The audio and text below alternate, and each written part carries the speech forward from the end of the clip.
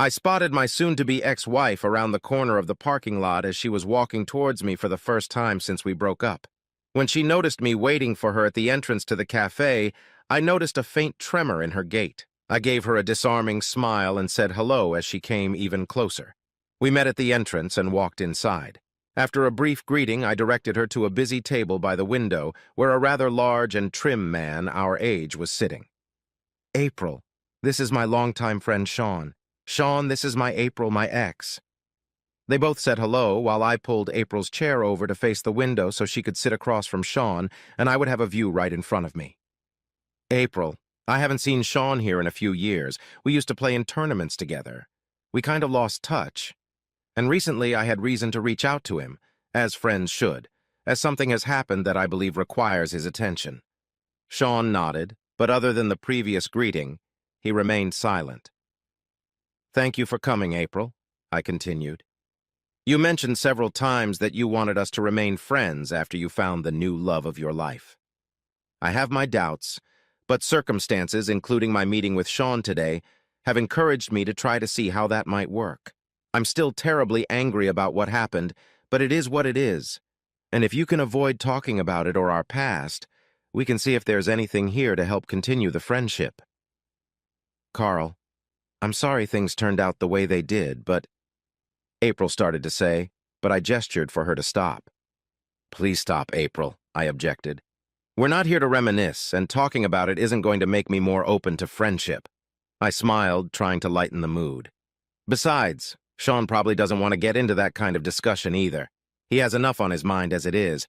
I did invite him to sit with us until his wife was ready for him to join her. So, April, how are you doing?" April's initial frown was replaced by a smile at that question. She lost most of our mutual friends when she ceremoniously dumped me and moved in with her other half. "The situation is improving. The job is about the same, and we're starting to settle into our apartment." She shuddered. After pausing to see if I would speak up, she continued. "My parents and sister aren't warming up to me at all, but they'll be happy to hear that you've reached out to me and we're at least talking. I know my dad misses you. How are you doing?" "I miss him too. Please give them my best wishes. I don't feel it's appropriate to address them at all, but maybe time will change that." "Next," I continued, "I'm doing more or less okay, although a little unsettled in most aspects of my life. So I'm trying to get back into other activities. For example, I happened to run into Sean's wife the other day, after which I contacted Sean. We may be just acquaintances now, but we used to be friends once upon a time. You know me, I appreciate a good, honest friend that I can count on." Saying that, I hoped a smirk didn't appear on my face. Suddenly, Sean spoke up.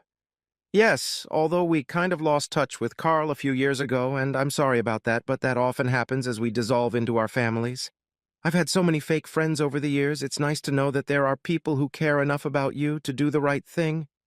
And April, I think I can be that kind of friend to you," I uttered, pointing out the window.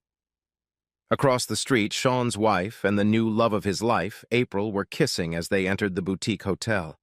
Sean had already jumped up from his seat and rushed to the door, running across the street. I don't think Sean and soulmate, the love of April's life, could ever be friends. April awed and looked back at me. I stood up frowning, and as I was about to leave, I sighed. "This might be the last thing I ever did for you as a friend. I didn't like that at all."